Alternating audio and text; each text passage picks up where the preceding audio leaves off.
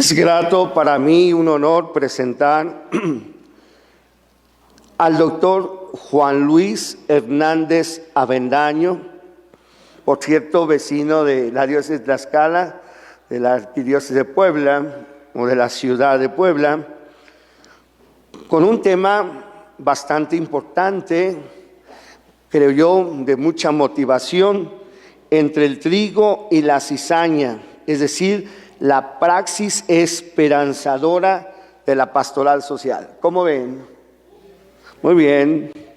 Bien, él es politólogo, candidato doctor en ciencia política por la Universidad Autónoma de Madrid, analista político en medios de comunicación impresos y electrónicos. Ha sido catedrático en la UNAM y la Universidad Iberoamericana desde 1995, asesor de varias congregaciones religiosas sobre temas de análisis de la realidad y prospectiva congregacional.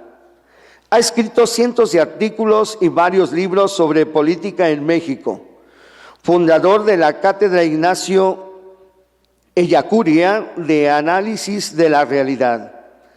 Ha sido coordinador de la carrera de Ciencias Políticas en la Ibero, Ciudad de México, director general académico del Ibero Puebla 2007 a 2011, donde también fue rector interino en el 2008.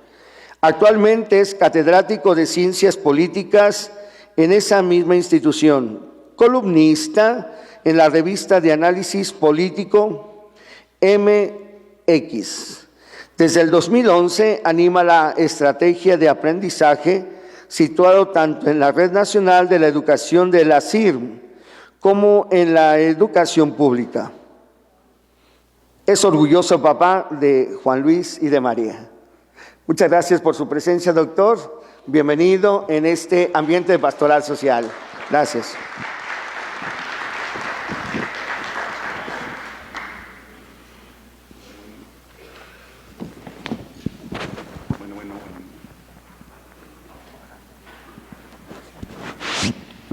Ahí está. Muy buenos días a todas y a todos. Me da muchísimo gusto volver a encontrarme con ustedes en este espacio de formación de quienes están haciendo de la pastoral social su modo de vida y también su modo de esperanza. Agradezco mucho al padre Rogelio, a José Luis, que me hayan invitado a darle continuidad, así me lo pidieron, a darle continuidad al que yo les presenté la vez pasada. Creo que están la mayoría de quienes estuvieron en la semana de formación pasada, en la que les compartí una mirada sobre las tendencias hegemónicas que hoy plantean tanto los gozos como las esperanzas, tanto las dificultades como lo que nos hace sufrir, nos duele, y al mismo tiempo cuáles son las perspectivas de lo que yo denomino una geopolítica de la esperanza. Justo la semana pasada estuve en Colombia coordinando en Bogotá un encuentro latinoamericano de defensa del territorio y compartía ahora en el desayuno con los que me acompañaron que no deja de ser sumamente interesante apreciar la impresionante gama de movimientos sociales, muchos de ellos de inspiración católica, que están defendiendo agua, bosques, ríos, cuencas, a lo largo de toda América Latina. Y en algunos países, por ejemplo, no ha habido reforma agraria, y muchos de estos movimientos están planteando las preguntas clásicas: ¿quién tiene la tierra? ¿Cuánta concentración de la tierra hay en América Latina? ¿Para qué se dedica? ¿Cuáles son sus usos? Así que en esa perspectiva volví a confirmar la importancia de trabajar territorialmente con una perspectiva de esperanza, y también compartía con todos estos movimientos del Caribe y de América Latina esta propuesta que les gustó mucho de la geopolítica de la esperanza, porque todos ellos trabajan a nivel territorial. Entonces, en esta ocasión, la continuidad la he propuesto como entre el trigo y la cizaña. Les recuerdo que el primer campo de la geopolítica de la esperanza es la epistemología de la esperanza. Ese es el primer campo. Quiere decir que para poder mirar los signos de los tiempos, recuperemos los profetas y su praxis.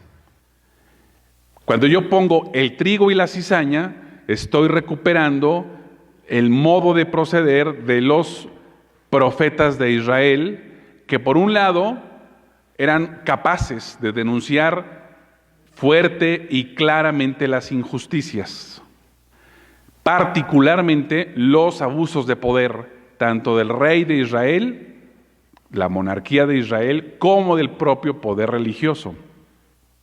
Entonces los profetas tenían el celo del Señor en la denuncia. Todos de una u otra manera, al estar en la pastoral social, nos encontramos siempre ante el dilema si hablar o no hablar de las injusticias en nuestro campo, en el campo de la pastoral social que cada uno de ustedes esté.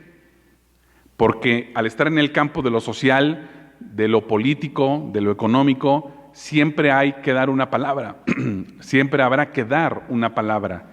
Pero muchas veces esta palabra puede ser una palabra que incomode, que moleste a otros, o incluso que provoque una respuesta represiva. Y en esa medida nos recuerda que los profetas de Israel tenían esa valentía para denunciar porque tenían una profundidad en la fe, por eso podían hablar. Entonces, para mí es muy interesante este modo de proceder, porque los profetas de Israel no solo hablaban la voz, no solo alzaban la voz con fuerza porque veían la injusticia, sino porque la valentía para hacerlo bebía de una fe profunda en el Dios que quiere justicia. Entonces, por eso a esto le llamo yo la condición profética de análisis de la realidad. Y al mismo tiempo, los profetas tenían la condición de anunciar buenas noticias. No solo de denunciar lo malo, sino anunciar lo bueno. Y esa condición es la que, desde mi punto de vista, en este tiempo tan complicado, tan lleno de malas noticias en los medios de comunicación y en las redes sociales, hace falta nosotros anunciar también el paso de Dios en nuestra historia, entre nosotros, en nuestras luchas, en nuestros procesos. Y por eso, entre el trigo y la cizaña es donde se da nuestro actuar. Creo que debemos ser más capaces de poder descubrir el trigo. Somos muy buenos, muy rápidos, muy eficaces, muy veloces para identificar la cizaña. Sí, creo que el modo cultural nuestro es muy rápido ver lo malo, muy rápido ubicarlo, pero nos cuesta mucho trabajo ubicar lo bueno. ¿Dónde están dándose buenas noticias? ¿Quién está ofreciéndonos una pedagogía del bien?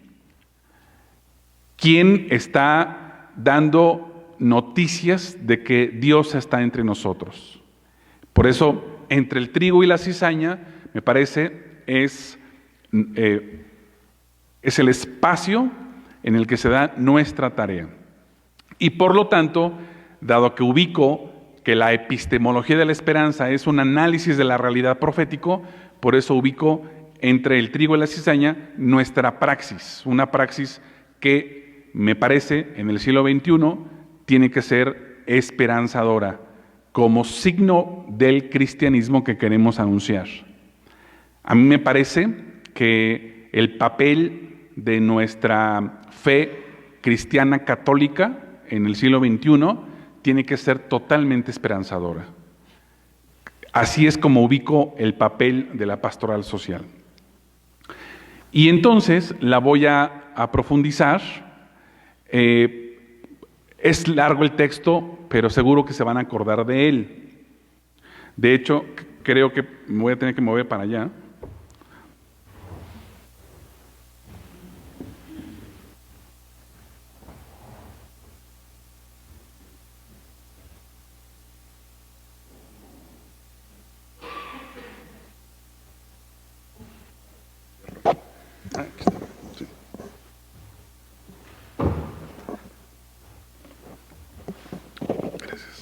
Bien, escogí 3 fundamentos de lo que yo puedo denominar una praxis de la esperanza desde la pastoral social.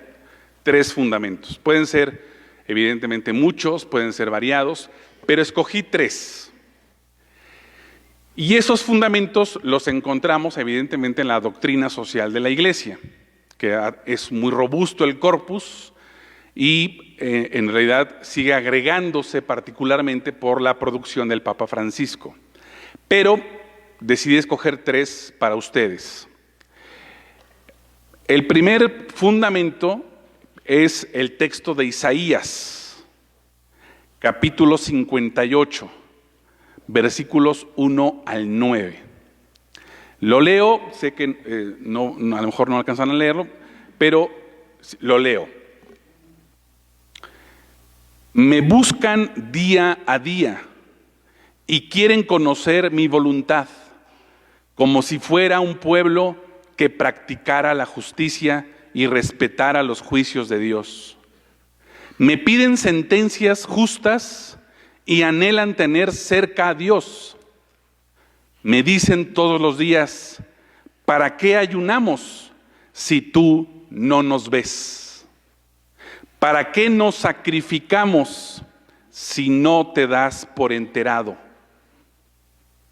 A mí me encantaría que pudiéramos hacer la conversión a nuestro tiempo. Aquí, evidentemente, estaban hablando de la manera como los israelitas hacían la relación con Dios a partir de los sacrificios y el ayuno, es decir, los ritos religiosos. Nosotros, ¿cómo trasladaríamos esto del ayuno y los sacrificios? ¿Qué tipo de prácticas podríamos traducirlas ahora y en la cual Dios nos pueda decir, pues no alcanzo a ver algo más claro? Es que el día en que ustedes ayunan, encuentran la forma de hacer negocios y oprimen a sus trabajadores. Es que ayunan, sí, para luego reñir y disputar, para dar puñetazos sin piedad. Ese no es un ayuno que haga oír en el cielo la voz de ustedes. ¿Acaso es este el ayuno que me agrada? ¿Es esta la mortificación que yo acepto del hombre? ¿Encorvar la cabeza como un junco y acostarse sobre saco y ceniza? ¿A esto llaman ayuno y día agradable al Señor? El ayuno que yo quiero de ti es este, dice el Señor, que rompas las cadenas injustas y levantes los yugos opresores, que liberes a los oprimidos y rompas todos los yugos, que compartas tu pan con el hambriento y abras tu casa al pobre sin techo, que vistas al desnudo y no des la espalda a tu propio hermano.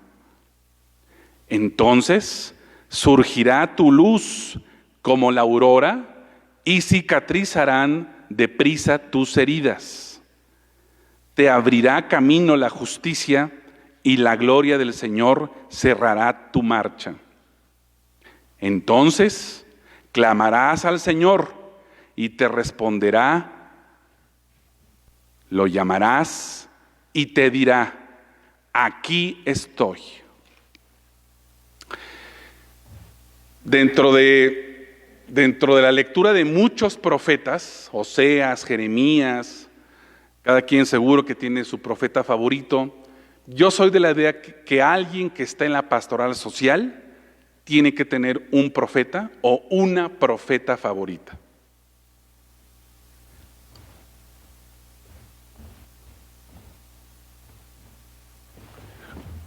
Porque creo que quienes estamos en la pastoral social,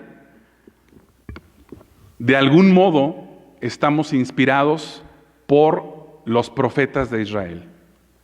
Si me apremian un poco, yo diría, la pastoral social tiene sus primeros cimientos en la praxis de los profetas.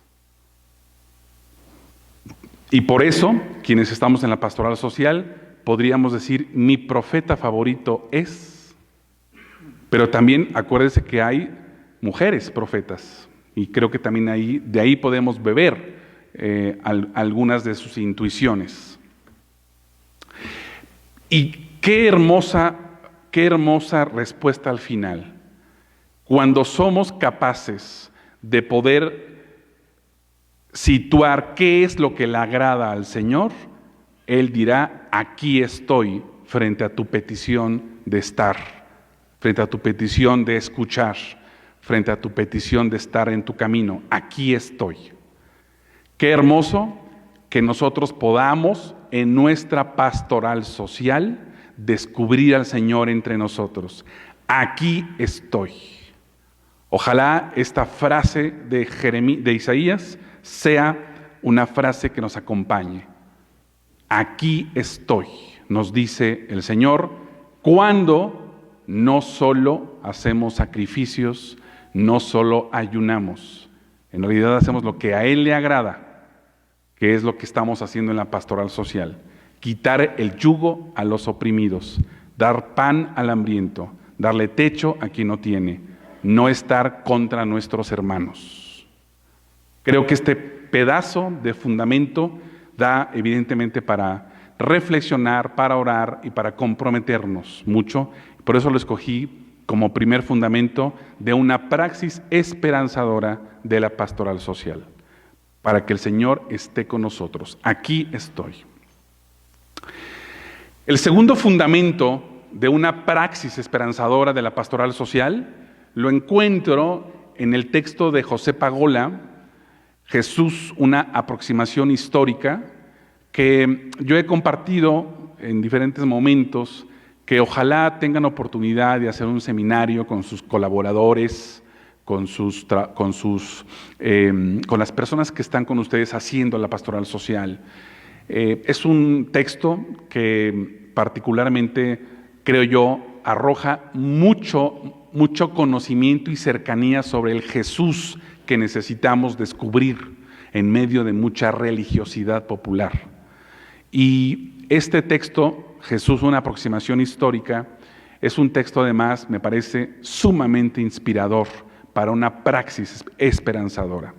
Y dice Pagola que si queremos descubrir la praxis de Jesús, bastaría fijarnos en 5 prácticas. Fíjense qué interesante, porque no estaríamos hablando precisamente de discursos. El Sermón de la Montaña y muchas otras, sobre todo las parábolas, que son muy importantes, que son, que han marcado buena parte del cristianismo, pero Pagola cree que es más eficaz si hablamos de la praxis, más que del discurso, siendo el discurso muy importante, siendo la palabra muy importante, pero la praxis es lo más importante. ¿De qué sirve la fe si no se muestra en obras? Y entonces Pagola dice que hay 5 prácticas de Jesús y que al mismo tiempo serían las prácticas del Dios de Jesús. Entonces fíjense qué interesante, porque en realidad estaríamos hablando de una acción de Dios. Entonces, el Dios de Jesús, el Dios del reino, es un Dios que acoge. Y podríamos pensar desde la pastoral social qué tipo de prácticas tenemos en nuestras diócesis y parroquias en torno a la acogida. Por ejemplo, hoy claramente en términos de la gran movilización humana que vive el planeta, cómo estamos robusteciendo nuestra capacidad de acoger a los sin papeles, a los migrantes, a los que en su momento se quedarán a vivir entre nosotros, porque no va a haber espacio en Estados Unidos. Acoger. El Dios de Jesús cura. Y en ese sentido, nuestra pastoral social, ¿qué tipo de curaciones está haciendo? ¿A quién cura nuestra pastoral social? ¿A quién le lava la herida? ¿A quién le permite sanar? Curar. Tercera práctica del Dios de Jesús, defender. El Dios de Jesús defiende. Nosotros en la pastoral social, ¿a quién defendemos? ¿Qué defendemos? Es muy claro y muy evidente. Si nos pasamos al primer fundamento, al texto de Isaías, ahí podríamos decir que el profeta está defendiendo a un sector muy particular. Y los profetas de Israel inequívocamente defendían particularmente a los más vulnerables de la sociedad israelita: viudas, pobres, niños, enfermos. Y en la praxis de Jesús podríamos ubicar que Jesús claramente defiende, muchas gracias, defiende particularmente a ciertos sectores muy vilipendiados, obscenamente criticados y prácticamente tomados como basura social. Hoy nosotros podríamos decir que muchos de los sectores que Jesús acogió, curó y defendió, hoy podríamos denominarles basura social. Cuarta praxis, amar. Alguien diría que la esencia del cristianismo es el amor y por lo tanto sin amor no podemos acoger, no podemos curar, no podemos defender, mucho menos perdonar, que es la quinta expresión. Con tanta violencia que tenemos en México y recuperando la violencia que hubo en Colombia hace 25 o 30 años, en Colombia se crearon unas escuelas que se llaman escuelas de perdón y reconciliación. Entonces, el perdonar es algo fundamental en sociedades polarizadas, divididas, enfrentadas. Y por eso yo decía la vez pasada que ojalá no seamos parte de la polarización, sino seamos parte de la reconciliación. La reconciliación en sociedades como las nuestras es prácticamente un imperativo ético. Participar en la polarización es seguir animando la cizaña. Y fíjense, por eso, qué interesante que hayamos podido escoger estos dos ejemplos de Jesús, cuando les decía a sus discípulos: no corten la cizaña, dejen que crezca junto al trigo. No vaya a ser que también cortemos el trigo. Pero, fíjense qué interesante que de esa planta salvaje, de esa cizaña, se haya trasladado a nuestro español cizañoso. Y en la polarización política y social que vivimos, hay mucha cizaña y muchos cizañosos. Y por lo tanto, la gran pregunta es: nosotros, ¿qué estamos haciendo en esa polarización? ¿Le damos reenviar a cosas que nos mandan a nuestro WhatsApp, al Facebook, a Instagram, a Twitter, si todas esas redes sociales, que es donde se protagoniza la polarización? Formamos parte de ir contra el hermano, contra los otros, aunque no sepamos por qué le dimos reenviar. Entonces, por eso qué importante afianzar nuestras convicciones a partir de esta praxis.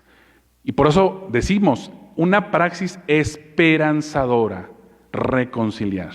Y reconciliar nos lleva a perdonarnos. Lo más difícil entre personas, lo más difícil entre sociedades. Pero es nuestro mapa, nuestra ruta que nos dejó Jesús. Nadie ha dicho que sea fácil. Si fuera fácil, pues a lo mejor tendríamos una humanidad plenamente humana. Pero como lo más fácil es destruir a los otros, pues por eso tenemos una sociedad casi totalmente animalizada, ¿no? Y por eso en este contexto me parece muy importante recuperar cuáles son nuestras convicciones, de dónde bebe nuestra esperanza. De Jesús, del Dios de Jesús. Acoger, curar, defender, amar, perdonar. Que sean las características de nuestro accionar en la pastoral social. ¿Cómo no vamos a esperanzar a otras personas si acogemos, si curamos, si defendemos, si amamos, si perdonamos? Que esto fue lo que hizo que las primeras comunidades cristianas, narradas en su praxis en Hechos de los Apóstoles, pues contagiara a otros. ¿Ven cómo se llevan? ¿Ven cómo comparten los bienes? Y ojo, afortunadamente Hechos de los Apóstoles no hace una narración idílica de las primeras comunidades, porque también muestran en Hechos de los Apóstoles los pleitos, las divisiones, las envidias, el amor por el dinero. Entonces, afortunadamente, Hechos de los Apóstoles no nos están mostrando que las primeras comunidades eran perfectas, porque no lo eran, porque no podían serlas. Pero primaba más el trigo que la cizaña, o tenían muchas comunidades la posibilidad de que la cizaña no fuera lo que más prevaleciera en su diario acontecer. Entonces, este segundo principio, este segundo fundamento de la pastoral social, para mí es esperanzadora porque recupera 5 actitudes, 5 acciones de Jesús tomadas de su Padre. Y finalmente, el tercer fundamento de nuestra pastoral social, para mí hoy debería ser Laudato Si. En el encuentro latinoamericano de defensa del territorio que viví la semana pasada, que me tocó coordinar, créanme que para mí fue una enorme sorpresa ver que muchos movimientos que defienden la tierra en Argentina, en Brasil, en Chile, en Ecuador, en Perú, en Venezuela, en Colombia, en Paraguay, en El Salvador, en Nicaragua, en Guatemala, en República Dominicana, que fueron las presentes, lo que más me impresionó es que muchos de ellos tienen a Laudato Si como su primer inspirador o inspiradora encíclica para subactuar en la defensa del territorio. Y me llamaba poderosamente la atención que en México Laudato Si no ha tenido el impacto que sí ha tenido en muchos otros países de América Latina. Para mí fue muy sorprendente escuchar a la salvadoreña que dijo: en mi comunidad eclesial de base leímos Laudato Si y a continuación nos quedaba claro que teníamos que defender el río que está cerca de nuestra comunidad. Con consecuencias, porque evidentemente ese río es un río que quiere tener Coca-Cola, ¿verdad? Porque la Coca-Cola está tras el agua de América Latina. El agua es tan importante, ya lo dijimos creo que la vez pasada, la ONU está planteando que si no corregimos las tendencias, en 2030 muy probablemente la mitad de la población tenga problemas de acceso al agua, porque además, como la tendencia es convertir el agua en mercancía absoluta, ¿quieres agua? Cómprala. ¿No tienes para comprar el agua? Lo siento, sobrevive como puedas. Y por eso no es poca cosa, y me parece muy interesante el reportaje que sacaron ayer sobre el jefe de la oficina de la presidencia, Alfonso Romo, que la empresa familiar logró concesiones los últimos años, en tiempos de Peña Nieto, de grandes cuencas de agua en Yucatán del subsuelo, incluidos algunos cenotes. Porque claro, el agua es uno de los bienes más preciados para mercantilizar. Me apropio del agua, luego tú me la tienes que comprar. Eso es lo que está en juego en muchas partes de América Latina, porque nuestros territorios son territorios ricos en bienes naturales, sobre todo de Mesoamérica hacia el sur, no tanto hacia el norte. Entonces, por eso, queridos hermanos, de verdad que me llamaba mucho la atención como Laudato Si, esta encíclica del Papa que ha sido probablemente la encíclica más leída de la historia por los laicos. Es una encíclica que yo he visto ahora en este encuentro que ha tenido mucha influencia en América Latina. Lamento que no tenga tanta influencia en México. Y habría que preguntarnos por qué tiene poca influencia en la praxis católica, en la praxis cristiana para defender territorio.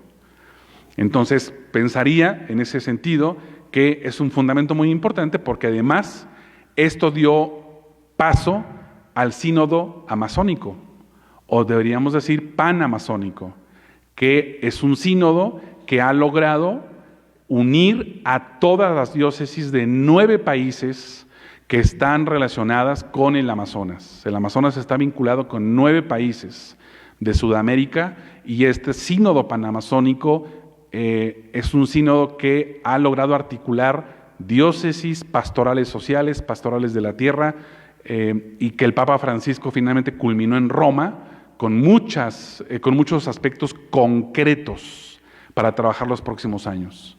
Y parece que esa metodología estaría trayéndose a Mesoamérica, con la intención de que tengamos también acá una experiencia más o menos semejante. Ya seguramente nos compartirán. Pero en todo caso, lo que quiero decir es que el Laudato Si se ha convertido hoy en una carta, invitación, un llamado a la pastoral social. Y recojo un aspecto que dice Laudato Si en la encíclica. Hay tantas cosas que tiene tan ricas que me costó trabajo escoger una para ustedes. Muy probablemente a lo mejor ustedes también la han leído, la han reflexionado con sus comunidades o sus equipos. Recupero lo que está en la página 60 de la encíclica. Todo planteo ecológico debe incorporar una perspectiva social que tenga en cuenta los derechos fundamentales de los más postergados. Si hay algo que hace énfasis esta encíclica es que la crisis ambiental, que la crisis ecológica es una crisis social y que la crisis social es una crisis ambiental. Pero esa crisis particularmente se está ensañando con los más pobres, que nuevamente son los perdedores de la concentración de los bienes naturales, que curiosamente los pobres en América Latina están asentados sobre muchos bienes naturales: agua, bosques, maderas, minerales. Y en los próximos años, en México particularmente, la lucha va a ser por el litio, un mineral muy importante para los celulares, el litio. Y entonces, ¿quién está sobre el litio? Muchos pueblos originarios. Muchos pueblos originarios. Entonces, por eso es tan importante esta perspectiva de la Laudato Si. El principio de la subordinación de la propiedad privada, entonces aquí me parece un engarce muy interesante. El principio de la subordinación de la propiedad privada al destino universal de los bienes y por lo tanto el derecho universal a su uso es una regla de oro. Entonces, a ver, recupero. La propiedad privada debe subordinarse al destino universal de los bienes. Regla de oro, dice Laudato Si. Regla de oro. Las mercancías, la propiedad privada no debe ser absoluta, debe estar subordinada al interés común. Es una regla de oro del comportamiento social y el primer principio de todo ordenamiento ético-social. Entonces, ¿qué es lo que vimos en este encuentro latinoamericano en Colombia?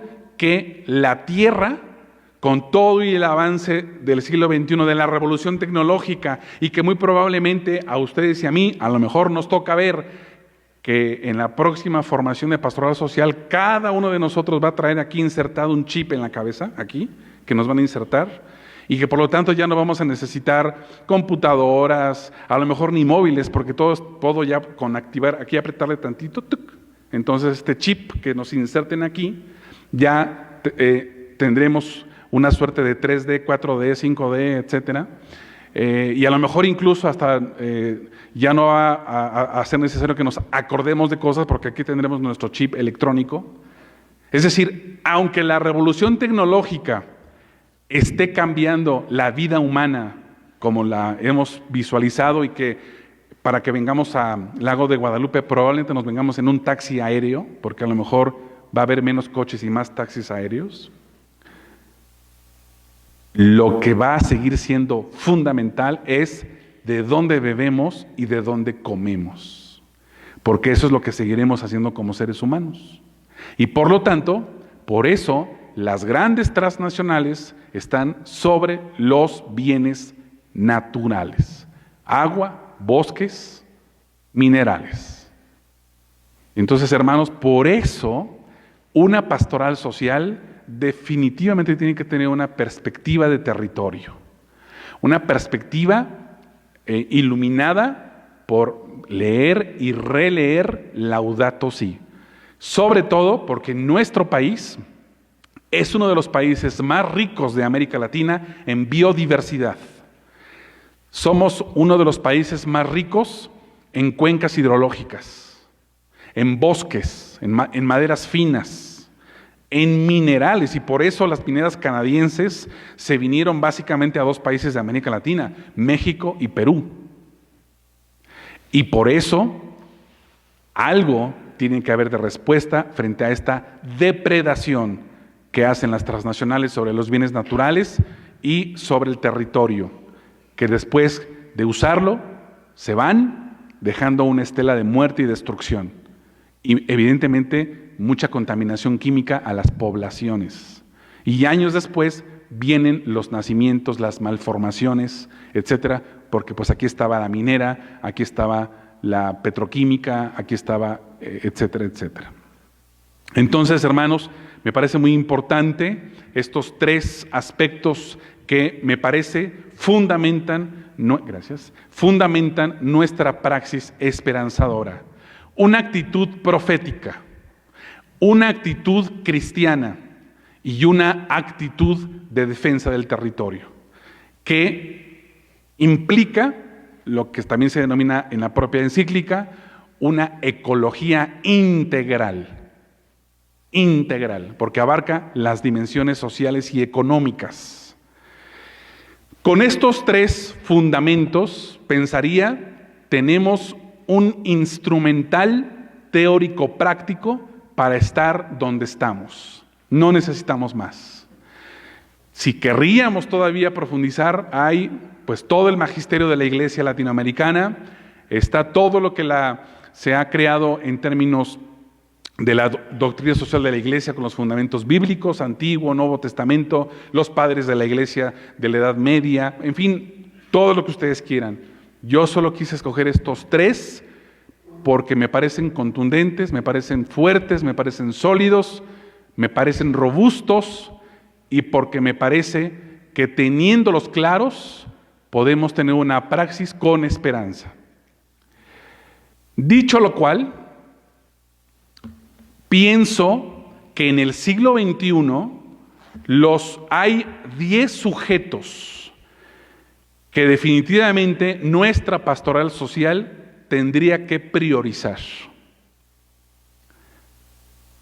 Pienso que es un siglo con muchas necesidades, es un siglo que está requiriendo la mayor humanidad y la mayor humanización posible, es un siglo que probablemente nos toque también ver guerras inéditas, bacteriológicas, guerras por el agua, guerra por los minerales, y por lo tanto se va a requerir mucha iluminación, mucha sabiduría, mucho discernimiento para que nuestra pastoral social no pierda la ruta, no pierda la brújula, con quién hay que seguir trabajando para que la humanidad sea plena. Y pienso que son estos 10 sujetos con los cuales hay que trabajar. Pongo en primer lugar a los niños. Y pongo en primer lugar a los niños y niñas porque particularmente en México es el sujeto más vulnerable de todos. Probablemente Fátima, la niña Fátima, fue, digamos, como el emblema más reciente de esa vulnerabilidad. Pero desgraciadamente Fátima no es la única, no es la primera, es la última de una cadena de muchas.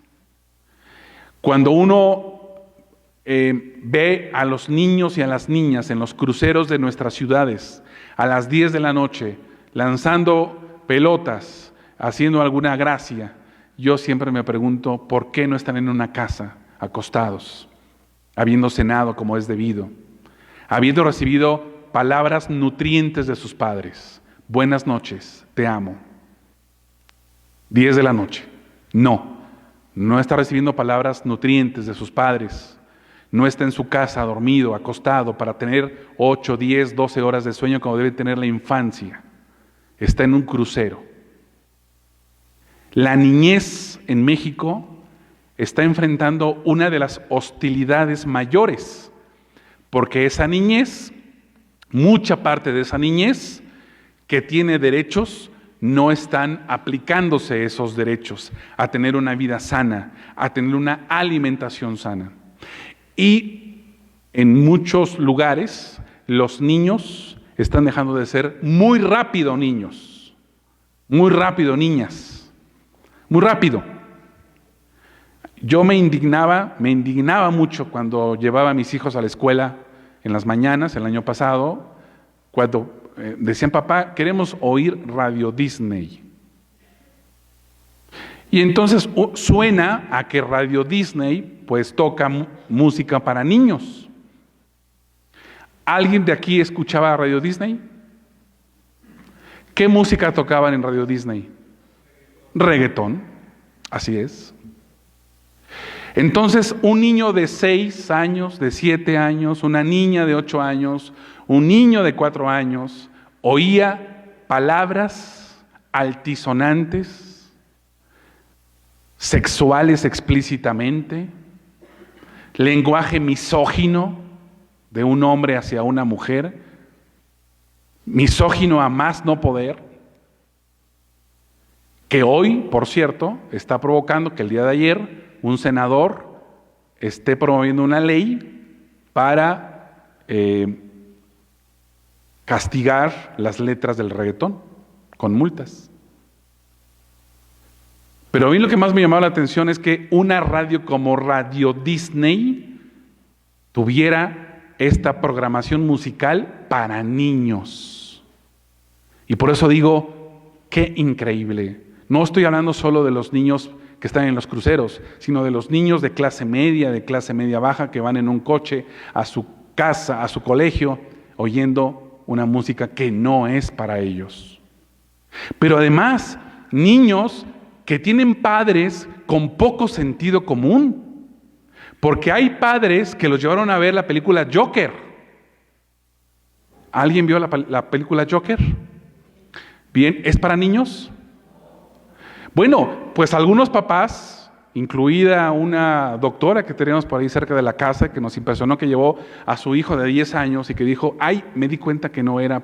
Pero entonces, claro, la pregunta es, ¿y por qué no dijeron, señora, no es una película para niños? No, lo dejaron pasar con su niño de 10 años. Es decir, cuánta permisividad en todos lados. Nadie tiene el sentido común, ni los papás, ni los del cine, para poder decir, no es para niños esta película. Pero como puede ser de Batman y como puede ser el Guasón, entonces, qué poco sentido común. ¿No puedo ver como adulto el tráiler primero para ver de qué va y si es apto para los niños? La niñez en México está desprotegida. No solo de quienes no tienen padres, sino también de quienes tienen padres.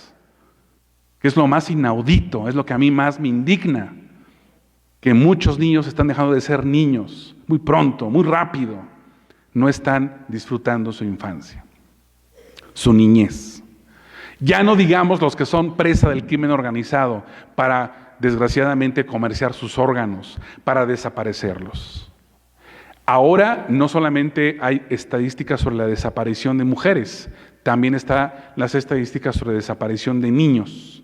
Y el año pasado me dolió ver que 480 niños habrían desaparecido en Puebla el año pasado.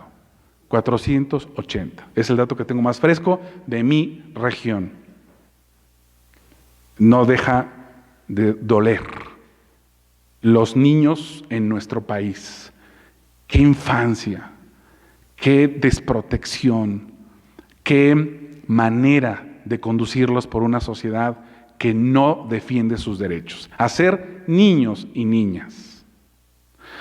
Por eso pienso que una pastoral social y una iglesia católica como la que nosotros tenemos y que tiene vinculados a muchos niños en la catequesis, ¿cuánto no hay por hacer? ¿Cuánto no hay por hacer? Con estos, ¿qué les gusta? Yo estoy seguro, millones de niños que la Iglesia Católica puede vincular, tan solo a partir de la catequesis. No digamos, ya no digamos, desde otras experiencias pastorales, como puede ser la pastoral social. Ya no digamos, solo la catequesis, que a lo mejor está en otra ventanilla, diríamos nosotros, de la Iglesia, no en la pastoral social explícitamente hablando, pero creo que a lo mejor si hubiera aquí alguien que ahora en el diálogo más adelante nos pueda compartir desde la pastoral social un trabajo para que los niños y las niñas sean niños y niñas y tengan íntegros sus derechos, a lo mejor vale la pena que lo compartieran. ¿Cuánto hay que hacer por los niños y las niñas? Y ojalá, y además, naturalmente, no puedo eludir, no puedo callar el problema de la pederastia clerical, porque eso también tiene que ver con los niños que alguna vez sus padres acercaron a un colegio católico o a una iglesia, justo con la convicción de que era el mejor lugar para nutrir su alma, sus principios, sus convicciones. Así que también en este punto mucho tenemos que hacer, mucho tenemos que hacer. Algunos juntan adolescentes y jóvenes, yo lo he separado. Y lo he separado porque es muy claro y es muy evidente que la adolescencia, particularmente en el siglo XXI, la adolescencia hoy tiene que ser atendida más focalizada, más específicamente, porque es la revolución hormonal, porque es la revolución de la conducta, porque es la revolución de la revolución, porque es la rebelión contra la autoridad, porque es el punto de quiebre entre la niñez y la juventud. La adolescencia necesita una aproximación más focalizada. Por eso yo pienso que una pastoral social que pueda ver a los adolescentes en un trabajo más preciso sería muy oportuno. ¿Por qué? Porque hoy los datos nos dicen, no los jóvenes, los adolescentes están iniciando muy pronto la relación con el alcohol y las drogas y el sexo. No los jóvenes, los adolescentes. Y por eso el trabajo con adolescentes no es lo mismo que el trabajo con jóvenes. Se requieren, quien haya trabajado con adolescentes podrá decirnos que se requiere una vocación especial para trabajar con los que tienen la hormona hasta arriba. Entonces no es lo mismo que trabajar con jóvenes. Por eso creo yo que una pastoral social que mire el tema de las adicciones particularmente, el tema de los límites, el tema de una brújula para acompañar a adolescentes en los barrios, en los espacios donde estamos, creo que sería muy importante. Y vuelvo a decir, por cada sujeto, si hay algún proyecto de ustedes que quieran compartir de trabajo con adolescentes, sería buenísimo porque es para documentar nuestra esperanza. Jóvenes, no me detengo, la iglesia tiene mucho trabajo sobre ello. Quizás en este momento, tanto en las congregaciones religiosas como en la iglesia, esté la preocupación de la siguiente generación, de a quién dejamos el legado. Hay mucha preocupación porque cuando uno va con un joven, con un chavo de 18 años, yo lo veo en la universidad y le digo, apúntame 10 cosas que quieras hacer en los próximos años. Pues quiero ser arquitecto, quiero ser ingeniero, quiero ser biólogo, quiero ser... En ninguna de esas 10 dice, quiero ser religiosa, quiero ser sacerdote. No aparece, no aparece. No están en sus primeras ni en sus últimas posibilidades de decisión vocacional. Entonces, ¿qué tenemos? Pues tenemos nuevamente que visibilizar esta vocación como una vocación esperanzadora. Y por eso el trabajo con jóvenes desde la pastoral social, yo creo, esa es mi hipótesis, a lo mejor ustedes me podrán desmentir o confirmar, pero a mí me parece que hoy el gran problema de la relación jóvenes-iglesia se puede resolver a partir de la pastoral social. Porque los jóvenes probablemente tengan un poco más de reticencia. O estoy hablando de jóvenes en general, ¿verdad? Evidentemente, afortunadamente, muchos jóvenes participando en muchos movimientos carismáticos o movimientos evangelizadores, etcétera, o catequistas, en fin. Pero me refiero al gran pedazo de la generación que hoy tienen entre 18 y 29 años, que es como la ONU plantea y mide a los jóvenes. Y lo que estaríamos diciendo es que los jóvenes a lo mejor tienen más reticencia para hacer actividad pastoral clásica, misiones, etcétera, pero sí tienen muchos de ellos compromiso social. Y la pastoral social, me parece, es una de las puertas privilegiadas para vincular a jóvenes a la iglesia.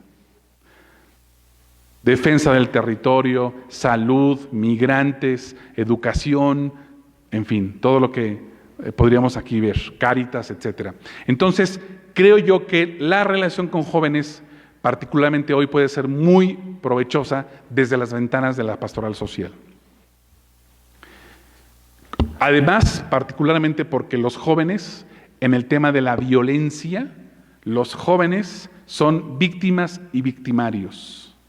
La mayor parte de los esfuerzos de los cárteles para colocar drogas y también para vender mujeres tiene que ver con jóvenes. Y los principales reclutados por los cárteles para ser sicarios o jefes de sicarios son jóvenes. Entonces, por eso creo yo que tenemos una deuda pendiente con nuestra generación de jóvenes que están creciendo en un ambiente muy hostil. No sé ustedes qué tanto estén conocedores. Nosotros ahora en Puebla tenemos una gran movilización estudiantil universitaria porque mataron a 3 estudiantes de medicina la semana pasada, hace 10 días, 2 de ellos colombianos que estaban de intercambio en México. Entonces, piensan ustedes que los colombianos podrían decir, a ver, ¿no se supone que Colombia era el peor país de América Latina con el narcotráfico, Pablo Escobar, etcétera? Y sus papás dijeron, te vamos a mandar a México porque es un mejor país, y vinieron a encontrar la muerte a México. Es dramático, ¿verdad? Pues estos 3 crímenes de estos jóvenes de medicina, de 2 universidades, la pública, la BUAP, la privada UPAEP, detonó una indignación que por primera vez ha provocado que en Puebla haya movilización estudiantil de universitarios de la pública y de las privadas. Por primera vez están unidos, manifestándose en las calles, además con manifestaciones pacíficas, sin un vidrio roto, sin una pared pintada. Hasta ahora han sido ejemplares sus movilizaciones. Y además van recogiendo basura que se vayan encontrando en la calle.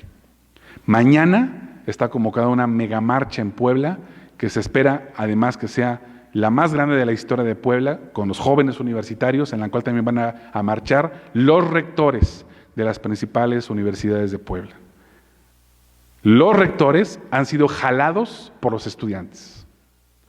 Entonces, lo que quiero decirles es que los jóvenes siguen siendo materia para inspirarnos. Y hoy están indignados por la violencia que viven y que no quieren, porque ya no pueden ir a los antros a divertirse, porque puede ser que en los antros los encandilen o los asesinen o los secuestren.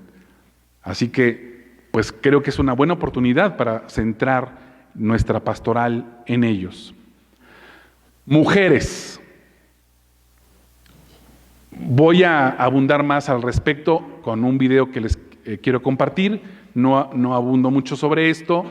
Creo que todos ustedes y yo estamos reunidos en este encuentro, en este espacio de formación, en un contexto de máxima movilidad social protesta social, indignación social de las mujeres por lo que está pasando en México. Así que aquí no me detengo, lo voy a decir más adelante. Padres de familia. Yo la vez pasada les compartía el trabajo que estamos haciendo desde hace varios años para recuperar a los padres de familia como primeros educadores. Les compartía que hemos descubierto que en México la mayor parte de los padres de familia son depositadores. Depositan a sus hijos en la escuela pensando que la escuela es la que tienen que educar. Fíjense qué interesante. Lo que pasa en las familias, tiene mucho que ver con lo que pasa en México. La violencia, el machismo o la equidad, el compartir, la solidaridad, todos esos valores en realidad vienen de casa, más que de la escuela. Les comparto un artículo que salió publicado hace como un mes en el diario El País, de una académica mexicana que está en Inglaterra y que publicó una investigación sobre la violencia en México desde una perspectiva que hasta ahora no había sido planteada. Ella decidió entrevistar a exnarcos, particularmente de dos cárteles, de los Zetas y del cártel del Golfo, aunque también entrevistó a otros de otros cárteles más pequeños del norte de México. Y en esas entrevistas, no se pueden perder el artículo, lo pueden buscar, se llama Morir es un alivio. Así se llama ese artículo en el diario El País. El diario El País es un diario español, pero tiene una versión para América, y si ustedes googlean incluso artículo Morir es un alivio, les va a salir. Ese artículo plantea muchas cosas que hasta ahora no habían sido tan visibilizadas, las intuíamos, pero no tan visibilizadas. Esta académica dijo lo siguiente: ¿qué me encontré? Me encontré con que muchos de los narcos que ahora eran jefes de sicarios venían de familias en las cuales el papá le daba brutales palizas a la mamá. Y dice que era una constante verlo en las entrevistas con ellos. Y que ellos, siendo jefes de sicarios, dicen: teníamos ganas de mandar a mi equipo de sicarios a matar al desgraciado de mi padre por todo lo que le hizo a mi madre. Créanme, leerlo es terrible porque arroja luz sobre lo podrido que están muchas familias con la violencia. Una exalumna mía de la UNAM tiene muchos años trabajando en la Policía Cibernética Federal y me dijo: cuando estés con padres de familia, diles, no se hagan patos. El 80% de las violaciones a las niñas, el 80% de los abusos a las niñas de la clase baja y de la clase alta en México se da en las familias.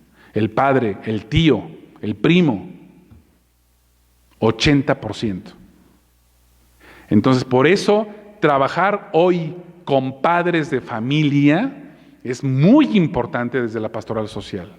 Y por eso animábamos este material que les compartíamos la sesión pasada, que el padre Rogelio me pidió que trajera ejemplares para los que no alcanzaron la vez pasada, que afortunadamente hemos visto a los lugares donde hemos ido, que ha servido de mucho porque es una agenda práctica para que los padres de familia no estén confundidos, porque hay muchos padres de familia confundidos que quieren ser amigos de sus hijos y no brújulas educativas, que es lo que nosotros estamos trabajando con ellos, padres de familia. Y por eso ya a raíz de esta sesión que tuvimos la vez pasada, tuvimos oportunidad de tener una videoconferencia para padres de familia, acá con el padre Salvador en Matehuala, que aquí lo tengo de frente, ¿verdad? Entonces, justo convocó a los padres de familia, fue un experimento porque no pude ir físicamente a Matehuala, se puso muy complicado, pero fue por videoconferencia y creo que fue muy interesante, ya podrá compartirlo el padre Salvador. Pero bueno, justo esto, como una parroquia o un conjunto de parroquias puede unir esfuerzos para convocar a los padres de familia y revitalizar el papel educador de los papás. Ahí inicia la violencia en las familias. Y también ahí inicia la no violencia, la cultura de la paz. Ahí también. Otro de los sujetos privilegiados para trabajar son los pueblos originarios. México tiene 11% de los 125 millones de mexicanos en México. Siempre hay que precisar eso porque tenemos 30 millones de mexicanos en Estados Unidos. Los 125 millones en México, de esos 125, el 11% son pueblos originarios, son personas que pertenecen a alguno de los 62 naciones o pueblos indios de México. Y es una riqueza extraordinaria. Pero como decíamos, los pueblos originarios están asentados en los bienes naturales. Y curiosamente, el mayor porcentaje de pobreza en México, el menor índice de desarrollo humano, también está con los pueblos originarios. Entonces, quien trabaje con pueblos originarios, pues está trabajando en un lugar estratégico.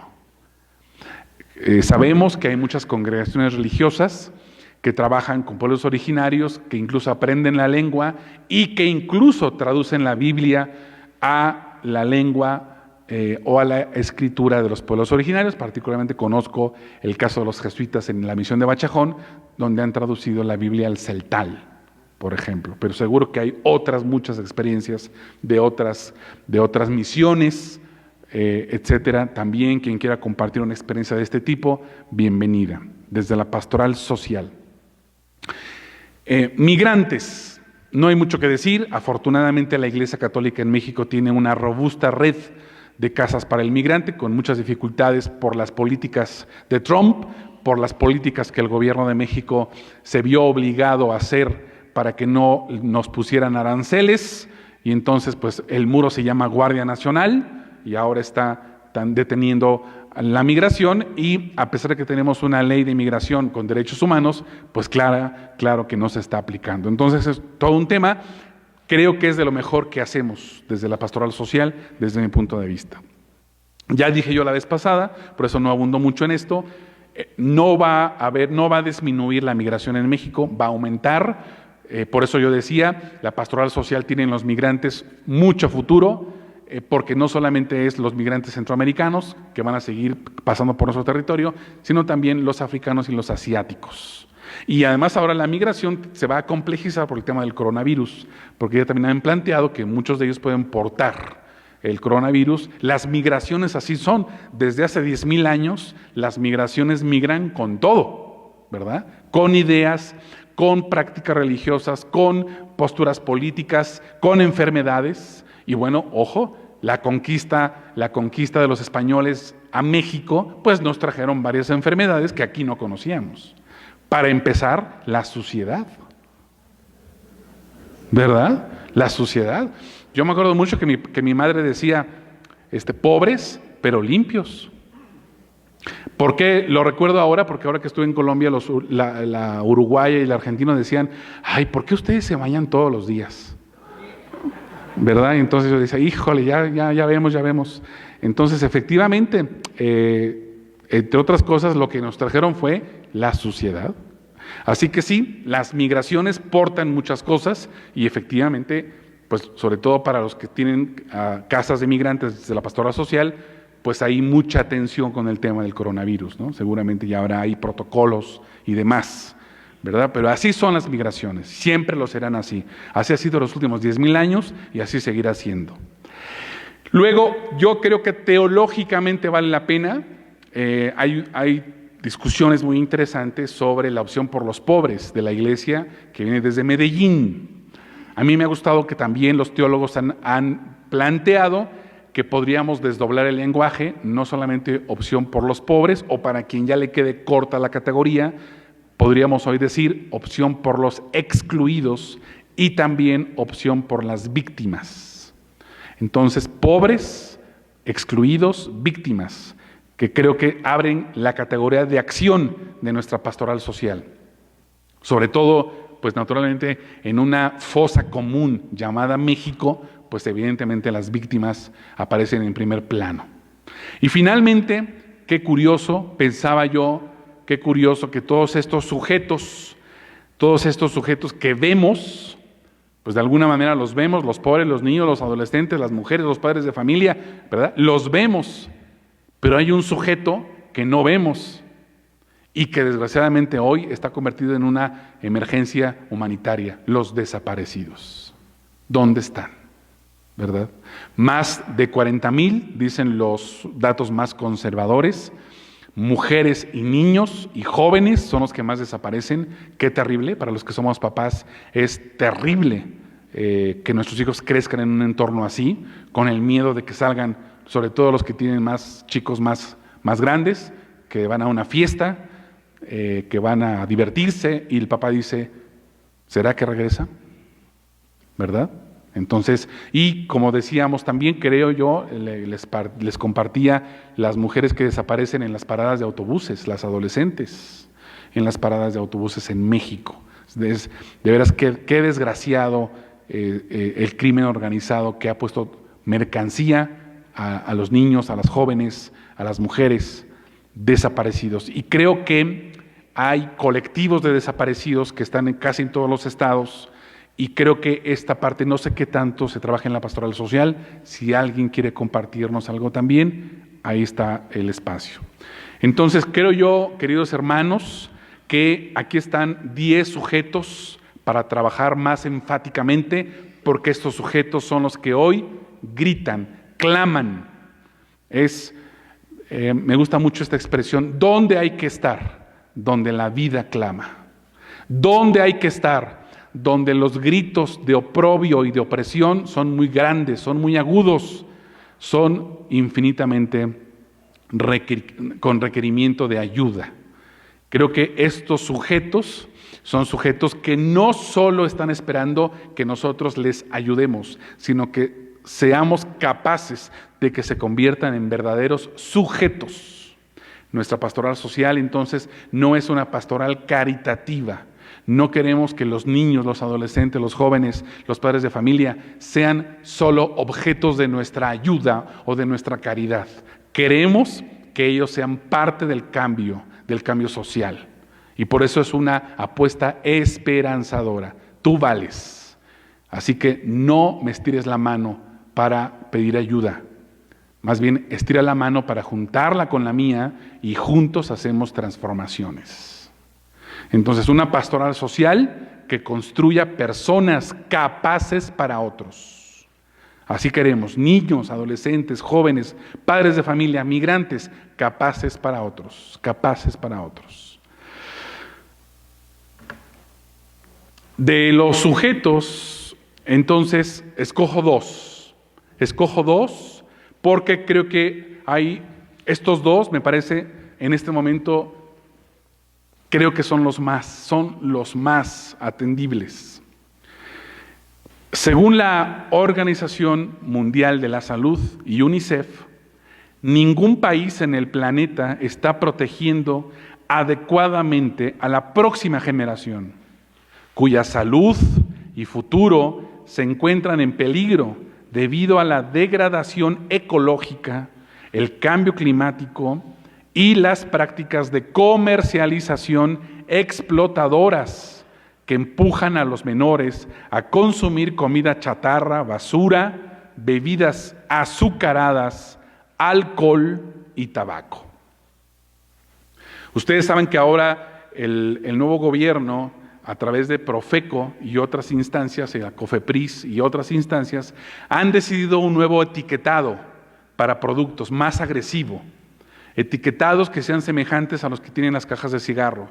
Y obviamente no podía ser de otra manera, las principales transnacionales de la comida chatarra, de la comida azucarada, pues están amparándose y están tratando de que no ocurra eso, de que no vengan estos grandes mensajes con una información mucho más grande, mucho más clara, cuánto azúcar, cuánto sodio, cuántos carbohidratos, etcétera. Ahí hay una guerra en este momento sobre eso. Ojalá también estemos en esa tesitura. Si me ayudas, ¿quién me iba a ayudar para poner el video? Gracias. Les comparto este video que hizo UNICEF, que me parece un video que nos puede atrapar. El año pasado el mundo aprendió que tenemos voz. Not that we didn't know that already. 今年はもっと言いたいことがあります。My health is as important as your health. Y mi éxito es tu éxito. Y success tú. We want to live in a world where we can access clean water. Y tener también alimentos sanos, sin tener que respirar esto cada mañana. Or walk past this. なんでこんなにたくさんの宣伝が私に向けられているの? I'm only 10. Solo tengo 5. ¿Este es el futuro que queremos? Otwapumbwanye tulonge pwamwe. Matambuzito edu, matambuzito epasirese. Yo estaré aquí más tiempo que tú. Construyamos un mejor mundo para todos. Including me. Y a mí. Y a mí. Lena. So dance on wir kan kendens wirs.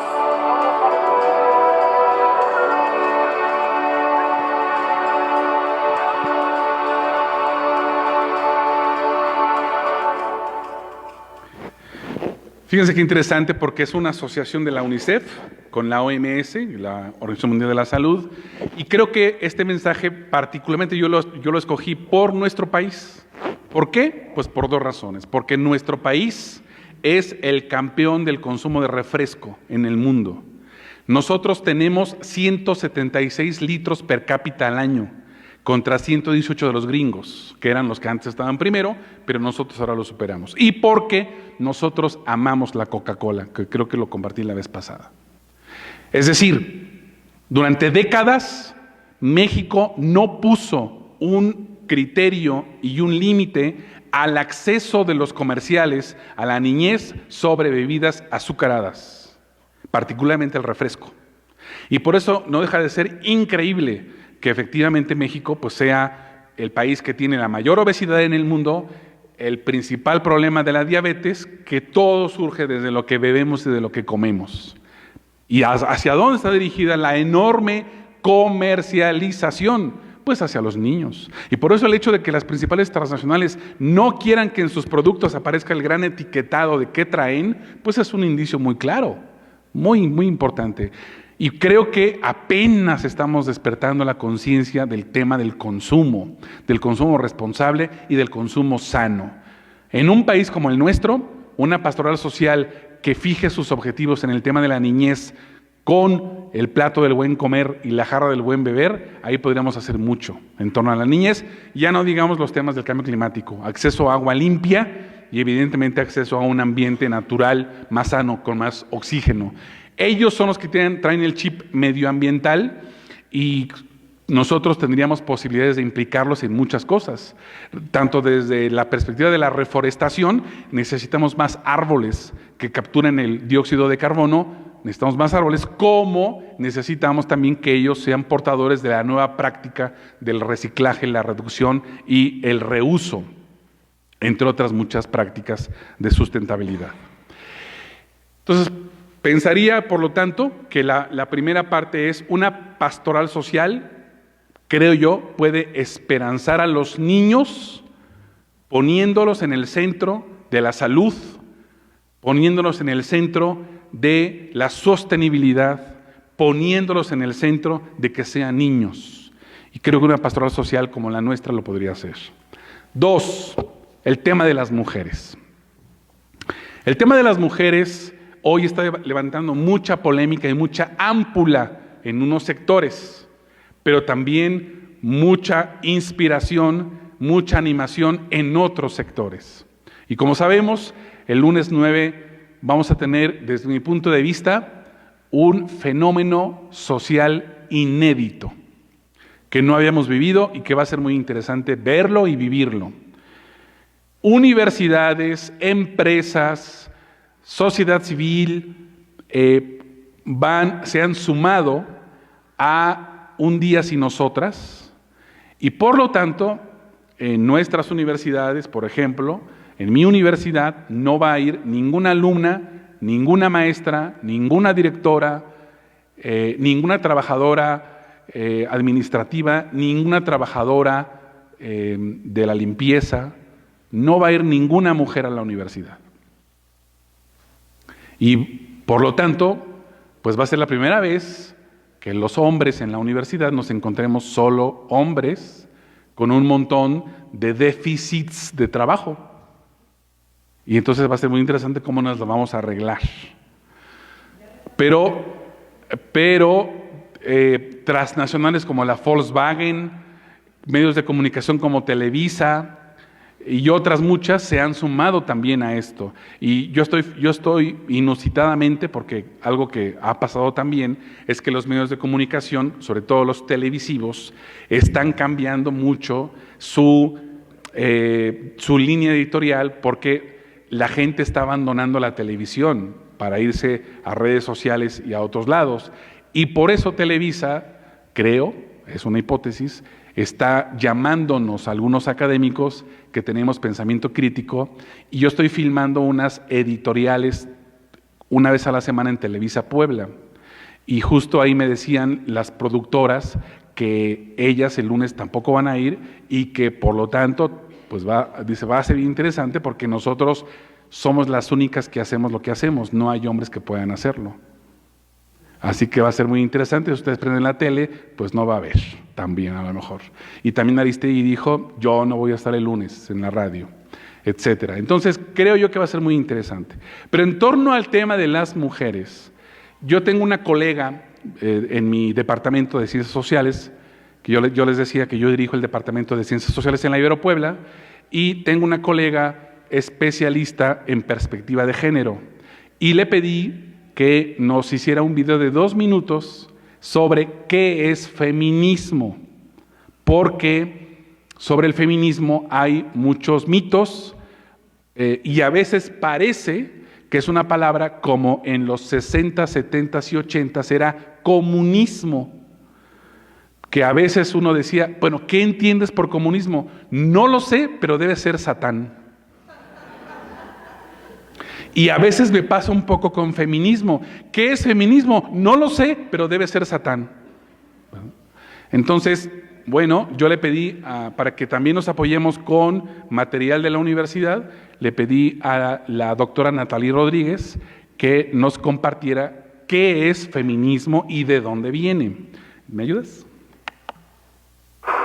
Feminismo, una palabra que ha estado rondando las primeras planas de los medios de comunicación en los últimos tiempos y que ha pasado de forma decisiva a ser parte de conversaciones personales y familiares con mayor recurrencia en los últimos meses. Feminismo, un sustantivo que causa rechazo inmediato en algunos, temor en otros tantos y cierta apatía en muchos más. Pero, ¿a qué nos referimos con esta palabra? ¿Qué es el feminismo? ¿Tendríamos en realidad que temerle? El feminismo es un movimiento social y teórico que, por lo menos desde finales del siglo XIX, busca señalar la condición de subordinación en la que se encuentran las mujeres en la mayoría de las situaciones sociales. Busca además entender por qué se ha creado esa estructura que confiere poder a los varones y a lo masculino sobre las mujeres y lo femenino y proponer nuevas formas de relacionarnos entre hombres y mujeres, teniendo como referente la igualdad y la imperiosa necesidad de acabar con el rezago sociopolítico y económico en el que hemos vivido las mujeres. El trabajo adelantado por el feminismo es uno a contracorriente. Tiene que trabajar contra estructuras y relaciones sociales en las que el desbalance de poder de lo masculino sobre lo femenino se encuentra, cuando no plenamente, casi totalmente naturalizado, al punto en que pasa desapercibido por los actores que lo ejecutan. A contracorriente lucharon las feministas del siglo XIX para demostrar que las mujeres eran seres racionales, tanto como los varones, y que por ende podían participar en la toma de decisiones públicas y tenían el derecho a la educación formal. A contracorriente lucharon también las feministas de la primera mitad del siglo XX, hablando sobre el trabajo femenino subremunerado y sobre la necesidad de garantizar para las mujeres la libre disposición del salario ganado. A contracorriente fue la movilización de mujeres iniciada desde 1960, en la que se buscaba develar múltiples formas de violencia cotidiana experimentadas por mujeres o sujetos de orientaciones sexuales diversas. Violencia psicológica, económica o simbólica que no requieren de un golpe para constituir agresión. Buena parte de las mujeres gozamos hoy de una buena experiencia de vida, mejor que la de nuestras antecesoras, gracias al pensamiento crítico y a la movilización de las feministas. Así que nada que temer y más bien mucho por agradecer. Dice, nada que temer y más bien mucho que agradecer, particularmente las mujeres. Pienso tres cosas. Y yo lo he trabajado mucho con mis alumnas. Yo les digo a mis alumnas, ustedes están aquí sentadas en la universidad gracias a que el feminismo del siglo XIX y principios del siglo XX planteó a contracorriente, como dice Nathalie, planteó a contracorriente que las mujeres podían ir a la escuela. Porque estaba instalada la idea de que las mujeres no debían ir a la escuela. Y ya vimos que pues Malala es el resultado en el siglo XXI de que otros países están más atrasados que nosotros porque todavía consideran que las mujeres tienen que quedarse en su casa. Así que a ella casi la matan por pedir que las niñas y las adolescentes vayan a la escuela en Afganistán. Entonces esa es una primera cosa que yo les decía a las mujeres, agradezcan a las antecesoras que hicieron un movimiento para que las mujeres vayan a la escuela. Segundo, también les decía a las mujeres que no podían votar en México hasta antes de 1952, porque solo podían votar los hombres. Poco que temer, mucho que agradecer.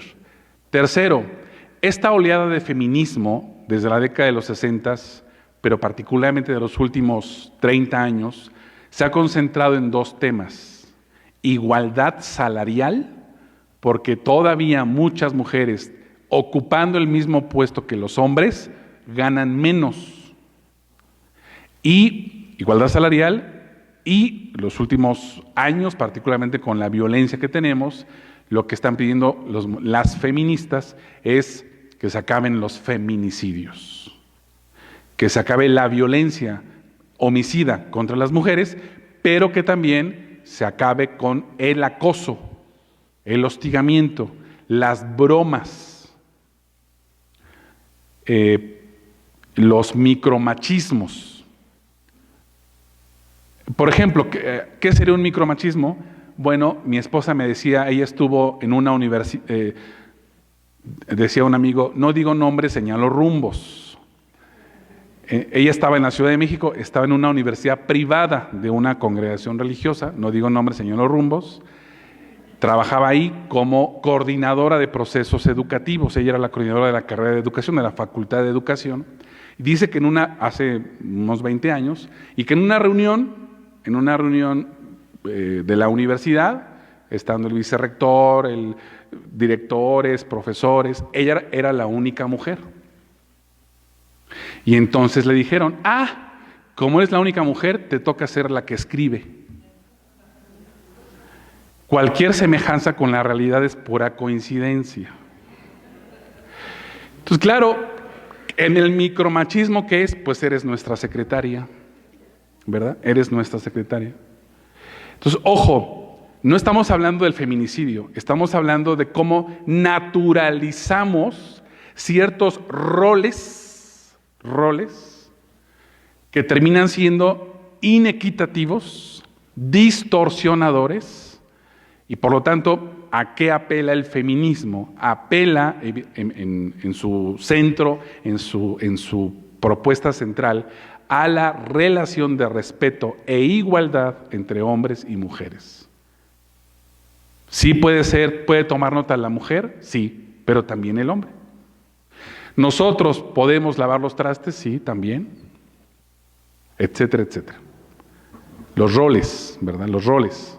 Entonces, queridos hermanos, ustedes y yo estamos instalados en una cultura patriarcal y machista. Y desgraciadamente muchas mujeres educan a sus hijos machistas y a sus hijas para que sirvan a sus hermanos. Y todavía está muy instalada esa cultura. Pero al mismo tiempo estamos viviendo un sangoloteo nacional para que esto se mueva.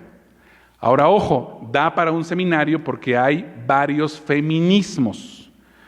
Probablemente varias de ustedes conozcan, o varios de ustedes conozcan que hay una teología feminista y que hay muchas teólogas feministas desde la década de los 60 y que la teología latinoamericana se ha nutrido mucho de teólogas feministas, mucho. En el propio texto de Pagola sobre Jesús, una aproximación histórica, tiene un capítulo muy bonito que se llama Jesús, amigo de la mujer. Y plantea muy bien cómo Jesús pudo haber sido el primer feminista del siglo XX, de nuestra era, digamos. Muy bien, es decir, un trato equitativo, respetuoso y de igualdad con la mujer. No para que la mujer esté arriba o abajo de los hombres, para que estemos en equidad, en igualdad. Entonces, me pareció interesante, hay feminismos diversos, varios de los feminismos contemporáneos se radicalizaron frente a los feminicidios, algunos de esos feminicidios son violentos, pero yo estoy acudiendo al feminismo que plantea la doctora Natalie Rodríguez, que es simplemente la pauta orientadora para que hombres y mujeres tengamos igualdad salarial, igualdad de derechos, igualdad en donde nos encontramos y sobre todo respeto mutuo. Sobre todo respeto mutuo. Voy terminando para que podamos abrir un espacio de preguntas y respuestas. Pienso que otro grupo que yo decía muy importante para esperanzar es a los padres de familia, particularmente por la prevalencia del filiarcado. ¿Qué es el filiarcado? El filiarcado es la asunción del poder familiar por parte del hijo y el sometimiento a él por parte de los padres. Fíjense qué interesante porque este psicólogo italiano dice una cosa de sentido común, pero que pues naturalmente no se cumple en muchos lugares el sentido común. En el origen del ser, el hijo es después que los padres. Y constituye por eso un grave error entregar el poder de la familia a quien está peor dotado para ejercerlo, a causa de su natural inmadurez. ¿Qué sería el filiarcado? El gobierno de los inmaduros en la casa. Eso sería. ¿Y por qué sucede eso? Porque los papás dicen sí, sí, sí, sí, muchos sís, pocos nos. Y por lo tanto no hay contención, no hay brújula, no hay qué es correcto, qué no es correcto. Y por eso, queridos hermanos, una pastoral social que traje con padres de familia hoy es muy necesario, porque ahí se anidan violencias, machismos, desigualdades. Buena parte de los problemas sociales de México están ahí, en las familias. Corrupción, robos, etc. Finalmente pienso que el último grupo al cual podríamos esperanzar son los migrantes, porque según la ONU, 214 millones de personas viven fuera de sus lugares de origen, un 37% más que hace 20 años. Entonces, ojo, es lo que yo decía, este es el ciclo de las migraciones y va a seguir creciendo. Fíjense, las diásporas étnicas, religiosas y profesionales están cambiando el reparto de poder entre las poblaciones y dentro de ellas. Personas, tecnologías, productos, dinero, ideas y organizaciones tienen más movilidad y por ello son más difíciles de controlar. Así que la migración carga con todo y creo que es una muy buena oportunidad para influir. Finalmente, penúltima cosa, creo que podríamos desde una pastoral social que quiere esperanzar, creo que podríamos priorizar procesos. Escogí 5 procesos. Naturalmente, en medio de este país violento y violentado, creo que una tarea de nuestra pastoral social es la construcción de paz y reconciliación. Constructores de paz, constructores de agentes de paz. Por ejemplo, nuestra parroquia, nuestra diócesis, se abre como espacio de diálogo para que dos actores que estén en pugna vayan con nosotros y ahí se pongan de acuerdo, ahí se escuchen unos a otros. Eso me tocó ver que hace nuestros colegas y mis queridos amigos de la Pastoral Social de Tepic, que no veo que por aquí anda el Padre Gabriel, hoy no vino. Con ellos he trabajado mucho esta perspectiva y por eso no es hablar de lo que se puede hacer, sino que estoy hablando de lo que ya he visto que se ha hecho. Construcción de paz y reconciliación. Defender la tierra y el territorio. En todos nuestros estados, donde estemos, hay una trinchera para trabajar tierra y territorio. Agua, bosques, bienes naturales. Un pedazo de tierra en el cual quieren construir un edificio, porque ahora a los políticos les da por construir edificios, fraccionamientos, la fiebre de ladrillo, en lugar de un parque. Naturalmente el tercer proceso, derechos humanos. Y ojo, porque lo que aprendí ahora en Colombia es necesitamos defender a los defensores. Ahí habían presentes varios amenazados de muerte. Particularmente nos venimos muy preocupados por un dominico, un padre dominico de República Dominicana, que está enfrentando a una azucarera norteamericana que está destruyendo y quitándoles la tierra a muchos dominicanos para instalar ahí sus cañaverales y contratar a haitianos como prácticamente mano de obra esclava para sacar azúcar. Y mucha de esa azúcar refinada llega a nuestras casas. Como decía el padre dominico, esa azúcar cuando la vean está teñida de sangre. Los dominicos tienen una radio y esa radio ha visibilizado mucho este problema, pero él está amenazado de muerte. Y entonces, fíjense, por defender algo tan simple como esto. Y decíamos, constituyámonos en espacios de refugio para quienes en su país pueda estar amenazado de muerte y tenga que salir. La gran pregunta es, ¿a dónde va a ir? ¿Quién lo va a acoger? ¿Dónde puede estar un tiempo refugiado porque lo quieren matar los sicarios de la azucarera? Pues, pero ojo, estoy hablando de la República Dominicana, pero en México, ¿cuántos no han asesinado por defender agua, bosques, ríos, cuencas? Entonces, nuestra pastoral social también puede construir refugios para sostener y defender a los defensores de derechos humanos del territorio. Algo que me gusta mucho, que los animo, que ojalá tengamos una gran escuela del liderazgo social y político en México desde la ética cristiana. Formación de líderes sociales con perspectiva de fe, justicia. Yo crecí en una parroquia en la cual la formación era puntal para la formación de la mentalidad. Fundamental.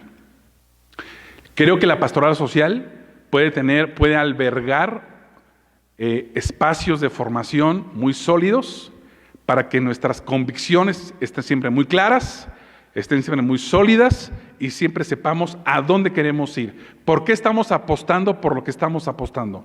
Que nuestra formación nos lo diga, muy clara nuestra formación.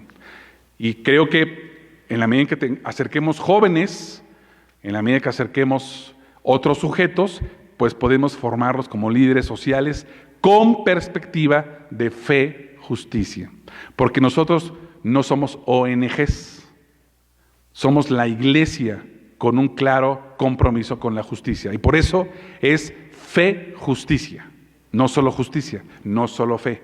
Fe que hace justicia. Y finalmente, yo pienso que también nuestra pastoral social se puede articular a los objetivos de desarrollo sostenible 2030 de la ONU, que como ustedes saben, pues ahí están, seguro que los han visto.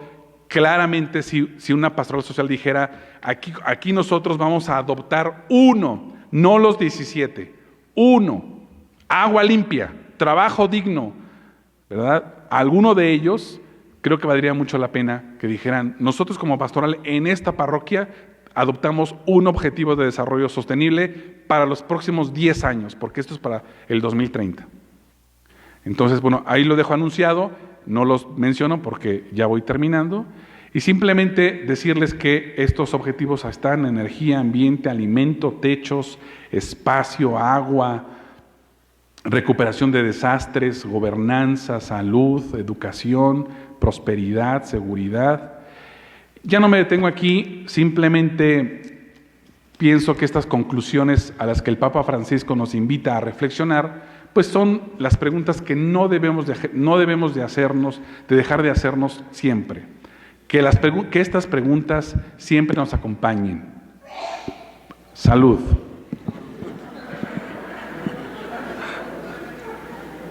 Fíjense ustedes qué bonitas preguntas para nosotros, para nuestras familias, pero para nosotros, para empezar para nosotros. ¿Para qué pasamos por este mundo? ¿Para qué? No por qué. Ojo, no por qué. ¿Para qué? La importancia de la preposición. ¿Para qué pasamos por este mundo? ¿Para qué vinimos a esta vida? ¿Para qué trabajamos y luchamos? Ah, qué bonita pregunta. ¿Para qué trabajamos y luchamos? ¿Para qué nos necesita esta tierra? ¿Para qué nos necesita esta tierra? Que estas 4 preguntas los acompañen y que en el discernimiento puedan encontrar una respuesta esperanzadora. Seguimos dialogando con algunos de ustedes. He sostenido diálogo después de la primera formación. Yo escribo cada 8 días, aparte de las editoriales en Televisa Puebla. Yo escribo cada 8 días. Hoy miércoles aparece el artículo en este portal de noticias que se llama eConsulta. Ahí estoy en la franja de articulistas. Todos los miércoles aparece un artículo en el cual yo trato de reflexionar sobre el tema de la semana, digamos. Y permanentemente nosotros tenemos nuestra página web, aprendizajesituado.com, en donde también colgamos materiales para trabajar. Y también ahí está sostenida el método de aprendizaje situado que estamos trabajando en escuelas, en universidades, pero también con quienes tienen catequesis, formación de religiosos y religiosas, porque queremos que todos los contenidos tengan vinculación con la realidad. Así que, queridos hermanos, queridas hermanas, vivimos un tiempo complejo, pero al mismo tiempo un tiempo que nos necesita. Mucha gente está perdida, está confundida. Dice un filósofo esloveno, Zizek, dice: hoy la gente en el mundo está drogada. Y cuando dice que la gente en el mundo está drogada, quiere decir, está drogada a una droga, pero también está anclada o drogada por el alcohol, o está drogada por el consumo, o está drogada por los teléfonos celulares. Está drogada, está perdida. Y entonces dice, hay que despertarla. Ojalá nuestra pastoral social despierte conciencias. Y en ese despertar, pues anime esperanza, que para mí es lo más importante como signo de nuestra fe. Por eso no somos ONG. Como signo de nuestra fe, desde el Dios de Jesús, esperanzar con sujetos, con procesos, y creo que ahí les compartí pues una ruta que creo que podríamos hacer. Como siempre, son muy amables en tenerme paciencia para escucharme. Muchas gracias. No, gracias a usted, doctor.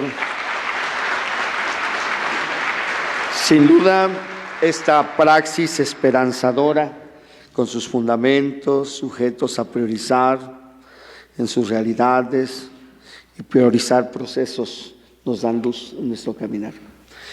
Doctor, aquí hay unas preguntas y son varias. Sí. Si usted se las voy leyendo. Sí. Bien.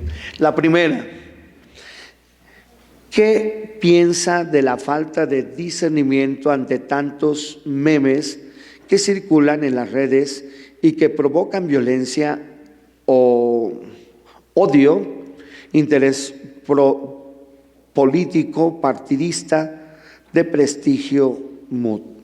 desprestigio mutuo? Sí. Muy rápido, efectivamente, pues por una razón muy simple, porque muchas personas no saben discernir, ¿verdad? Por eso, porque no hay la práctica de discernir.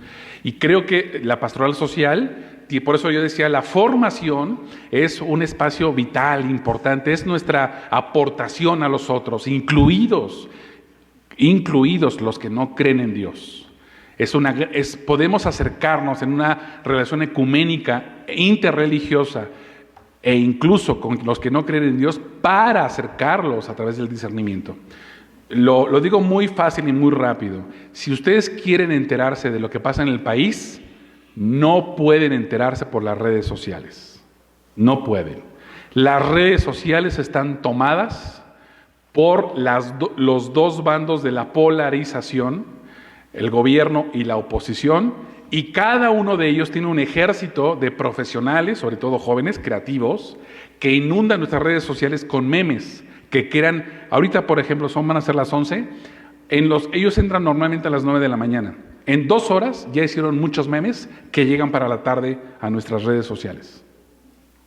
Es decir, hay ejércitos de creativos contratados para que nosotros en las redes sociales no pensemos, porque las redes sociales no están creadas para que pensemos, están creadas para que sintamos. Y por lo tanto, ¿qué vamos a sentir cuando nos llega un meme? Pues vamos a sentir odio, vamos a sentir enojo, o vamos a sentir alegría, o vamos a sentir una emoción. No para reflexionemos, sino para que nos emocionemos, o para que nos volvamos más odiadores de los que están del otro lado. Por eso, queridos hermanos, las redes sociales hoy no son para enterarnos de lo que pasa en el país, y mucho menos para reenviar a otros lo que nos llega de la actualidad del coronavirus, o de lo que hizo el presidente, o de lo que no hizo. Ahí no es, porque la lucha política hoy se está dando ahí, en las redes sociales. ¿Por qué? Porque lo que buscan es formar nuestro ánimo para las próximas elecciones, a favor o en contra de lo que se trate. Entonces, ¿qué es lo que tenemos que hacer? Pues enterarnos básicamente por portales de noticias independientes. Yo leo 3, Sin embargo.mx, Aristegui Noticias y Animal Político. Son los 3 portales de noticias que son hechos por periodistas, no por empresas, por periodistas. Entonces, efectivamente, si ustedes quieren seguir odiando más a otros, vean las redes sociales. Así es. Por eso yo decía hace rato, ojo, de verdad, la praxis de Jesús hoy no se da políticamente en las redes sociales. Otra cosa es que aprovechemos las redes sociales para convocarnos, para organizarnos e incluso para plantear narrativas de construcción, de cuidado, de defensa, etcétera. Entonces sí, las redes sociales son muy útiles, por supuesto, muy importantes porque tienen un alcance, pero la narrativa pongámoslas nosotros, no que nos las pongan. Desde la Iglesia da miedo acompañar a desaparecidos, víctimas de levantados. Se ha olvidado que son voz de los sin voz. Cuando la pastoral social calla, ¿quién habla? Bien. Creo que es una reflexión y pregunta para todos, pero alguien está contando que sí tiene trabajo con desaparecidos. Muy bien, gracias. Aquí estoy asociando algunas preguntas, hablando en el tema de mujeres, hombres. ¿Qué diferencia hay en los términos de igualdad y equidad? Agradeciéndole por compartir. Muy bien, perfecto. El término de igualdad es un término muy complicado porque efectivamente hay diferentes, es un concepto polisémico, tiene diferentes significados. Pero hoy por hoy, en las sociedades modernas en las que nos encontramos, se habla sobre todo de igualdad jurídica, que en este caso es muy importante porque la igualdad jurídica iguala a los géneros e iguala a las clases sociales. Ojo, porque venimos de una historia en la cual la clase social más poderosa abusaba de la clase social menos privilegiada. Lo que hace el Estado de Derecho es igualar. Obviamente, la ley dice que somos iguales, en la vida práctica puede ser diferente, pero que me refiero a que finalmente, jurídicamente hablando, hay igualdad. Segundo, la segunda noción de igualdad tiene que ver con la construcción de realidades iguales para hombres y mujeres en los campos particularmente económicos. Básicamente, igualdad salarial. Si a mí me nombran director del Departamento de Ciencias Sociales, como es ahora, yo tengo un sueldo en la universidad.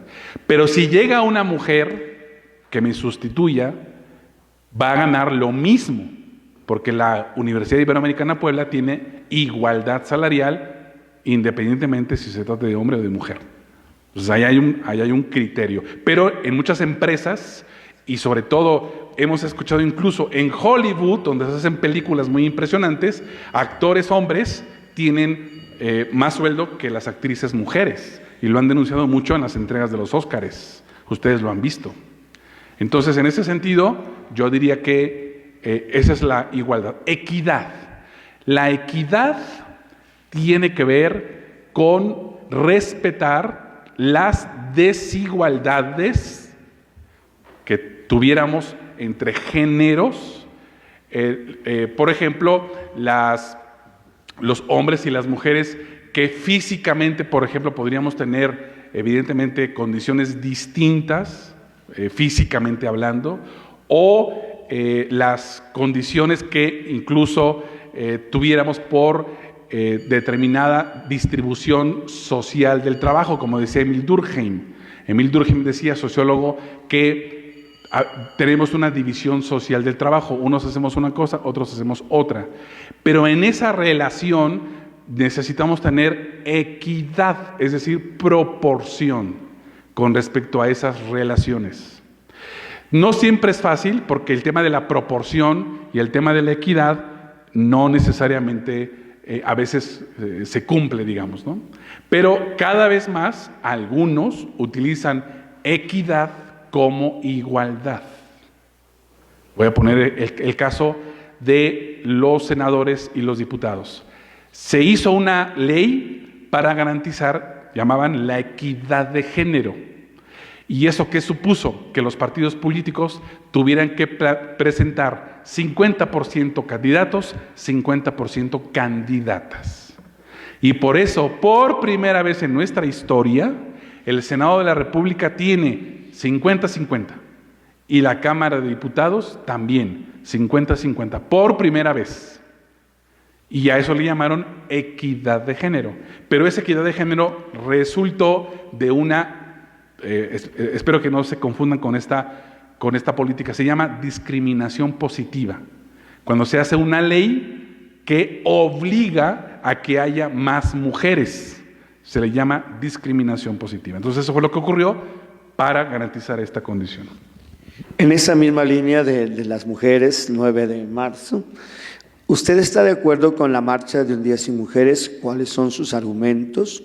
¿No estaríamos enfrentando géneros porque no marcha el hombre y mujer? Y también estas otras preguntas que tienen relación. ¿Cómo explicarle a mis compañeros varones del trabajo, del paro? 9 de marzo no es un día de asueto ni vacaciones, y que ellos como agentes de pastoral comprendan y se sumen sin caer en provocaciones de burlas y chistes. ¿Cuál crees tú que será el impacto de Un Día Sin Mujer en la sociedad mexicana, concretamente en nuestra iglesia jerárquica? Sí, muy bien. A ver, es por partes. El domingo 8 de marzo, que es el Día Internacional de la Mujer, es cuando va a haber la gran movilización en la Ciudad de México particularmente, y muy probablemente en nuestras ciudades. Habrá algunas manifestaciones de mujeres. Ese es el 8 domingo. De hecho, ustedes, los futboleros, deben saber que ese día, 8 de marzo, iba a ser el partido América Pumas, que es uno de los partidos más rudos, más difíciles, que concitan a mucha gente, y se cambió para el viernes. Entonces, ojo, cuando dicen, ¿qué impacto? ya está teniendo impactos lo que las mujeres están haciendo, tan solo en uno de los negocios redondos en el mundo, el fútbol. Y pasó del domingo al viernes, para respetar la movilización de las mujeres del domingo. Entonces piensen ustedes eso, qué interesante. 2, el lunes 9. El lunes 9 no va a haber movilizaciones de las mujeres. El lunes 9 las mujeres han planteado, un grupo de mujeres han planteado no ir a la escuela, no ir a la universidad, no ir a trabajar, no comprar, no vender. Por lo tanto, lo que están tratando de hacer es impactar en el mundo laboral y económico. No sé si ustedes supieron que esto hicieron los migrantes en California hace algunos años cuando dijeron un día sin migrantes. Así fue como para decir, para que sientan lo que significa nuestra presencia en la sociedad y en la economía. Eso es lo que están tratando hoy de hacer las mujeres. Entonces, sí, efectivamente, en el caso de nosotros, las universidades, vamos a ir, van a ir los alumnos hombres, los profesores hombres, los directivos hombres, y ese día lo vamos a dedicar a tener talleres, conferencias y seminarios sobre nuevas masculinidades, sobre micromachismos, sobre cómo entender los nuevos tiempos, porque muchos hombres no lo entienden. Y entonces, por eso, a eso vamos a dedicar. Por eso, una de las preguntas está muy bien hecha. No se trata de decir, pues como las mujeres no van a venir, pues yo tampoco, y yo me quedo en mi casa, pues no. Se trata de que los hombres estemos ese día reflexionando sobre el mensaje que nos están dando las mujeres. Queremos un mundo y un país libre de violencia. Ese es el mensaje. Las mujeres nos están diciendo, queremos un país, un mundo, una ciudad libre de violencia, libre de acoso, libre de que no me estés hostigando, libre de que no me hagas bromas, libre de que no respetes mi no, libre de que no me mandes WhatsApps que me incomodan, cuando ya te dije que no me los mandes. Es decir, las mujeres nos están diciendo... Yo sé que hay algunos sectores, lo vimos en el desayuno, que hay algunos sectores que dicen es que si nos sumamos vamos a apoyar a las proabortistas, etcétera. No, se trata básica y esencialmente de un mensaje centrado, no violencia a la mujer, no acoso a la mujer, no hostigamiento a la mujer, no respeto a la mujer. Es el no, el que quieren eliminar. Y los hombres necesitamos cambiar nuestras prácticas, nuestras naturalidades. Pero es que yo lo hice de buena onda, ¿verdad? Es que yo quise mostrarte mi afecto. Es decir, creo que los hombres, yo creo que lo dije la vez pasada, las mujeres nos llevan mucho rato con teorías feministas, con teoría y práctica. Y apenas los hombres estamos descubriendo la teoría de las nuevas masculinidades y de los micromachismos, apenas. Entonces, por eso creo que alguien me preguntaba, creo que Luz Angélica me preguntaba, ¿por qué tantos feminicidios en México? Y yo creo, y mi hipótesis es, porque muchos hombres no entienden el nuevo rol y el empoderamiento de la mujer. Y lo único que tienen para poder no entender eso es ejercer su fuerza contra ellas. Eso me tocó verlo en España hace muchos años y ahora me está tocando verlo en México. No comprendo el nuevo rol de la mujer, no comprendo su nuevo poder social, no comprendo que ahora sea mi jefa, no comprendo que ahora mi mujer sea la que me mantenga, no comprendo que ahora mi mujer sea libre, no comprendo que ahora mi mujer también ingrese dinero. Híjole, entonces como no comprendo, entonces... por lo menos soy más fuerte que tú, te puedo pegar y te puedo matar. Entonces yo pienso que es más bien la impotencia de muchos hombres que no saben cómo entender y comprender que la mujer hoy está en igualdad de circunstancias que nosotros, pero también bebe de las tradiciones culturales patriarcales y machistas, que es, de todas maneras, yo soy más que tú y puedo hacerte sentir mi poder sobre ti. Entonces, por eso pienso que los feminicidios son un resultado de eso, de no están entendiendo. Y por eso creo que hay que hacer entender a los hombres. Yo la vez pasada les dije, sobre todo el tema de la trata tiene que ver con eso. La trata existe porque hombres consumen mujeres. Entonces creo que los hombres podemos ser parte de la solución a esto que vivimos de esta violencia infame contra las mujeres y contra la muerte. Bueno, ya decíamos ahora de esta pequeña de 7 años que yo creo que colapsó la indignación, ¿no? Pues hay más preguntas que ven el tiempo. Sí. Sin embargo, ya nos ofreció su dirección, correo y demás para que se puedan hacer llegar estas preguntas.